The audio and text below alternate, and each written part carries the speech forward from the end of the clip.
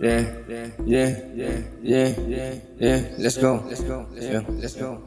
ពេលវេលារឿងកន្លងខ្ញុំដើរឆ្លងផុនហើយជីវិតដែលជួបគុំគឺវាគ្មានបានໄວឡើយសូវតែពីមួយដេកព្រួយឲ្យស្ដាយក្រោយពេលវេលា4ខែដែលលំបាកវេទនារស់នៅដល់សក់កក្រោះព្រាបានដូចគ្មានគំព្រាយរងាព្រោះតែគ្មានពួយដេកលើករោអត់ខ្នើយដេកកាយនឹងដៃទីមួយ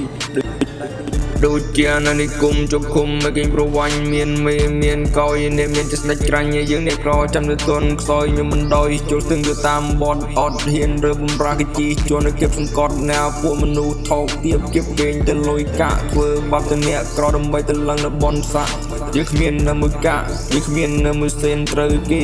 វាយឲ្យគេទាត់ឲ្យគេថាណោះហើយរឿងក៏វាហួសតែដើមទ្រូងខ្ញុំនៅតែមានលបួសខ្ញុំនៅតែខឹងតែខ្ញុំនៅតែស្អប់ពួកមនុស្សដែលរឆាញ់គុំមិនដល់ថ្ងៃបញ្ចប់ចាហេ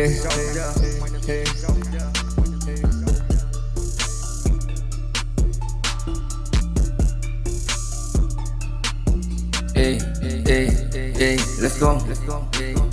ពេលវេលារឿងកន្លងខ្ញុំដើរឆ្លងផុនហើយជីវិតដែលជួបគុំគឺវាគ្មានបានໄວឡើយសូវតែពី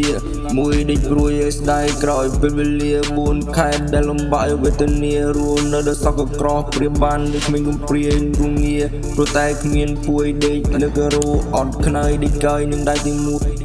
ដូចជាអាណានិគមជប់ឃុំមកគេប្រវាញ់មានមេមានកយនេះមានចិត្តស្ដេចក្រាញ់យើងអ្នកក្រចាំទៅទន់ខ្សោយខ្ញុំមិនដោយចូលស្ទឹងទៅតាមបត់អត់ហ៊ានរើបំប្រាកជីជួននៅគៀបសង្កត់ណាពួកមនុស្សថោកទៀបគៀបពេងទៅលុយកាក់ធ្វើបាបទៅអ្នកក្រដើម្បីទៅឡើងនៅបនសាក់យើងគ្មាននៅមួយកាក់យើងគ្មាននៅមួយសេនត្រូវគេវាយឲ្យគេទាត់ឲ្យគេថាណោះហើយរឿងក៏វាហួសតែដើមទ្រូងខ្ញុំនៅតែមានលបួសខ្ញុំនៅតែខឹងតែខ្ញុំនៅតែស្អប់ពួកមនុស្សដែលរឆាញ់គុំមិនដល់ថ្ងៃបញ្ចប់ចាហេខ្ញុំបានវ៉ាន់ស៊ុយរឿងគ្រប់យ៉ាងនៅតែដកជាប់ក្នុងអារម្មណ៍ជានិច្ចមិនអាចមកភ្លេចបានរឿងនឹងវាប្រៀបបានដូចជាអាណានិគមមួយដែលជិះជួនគៀបសង្កត់គេងប្រវាញ់គំរាមកំហែង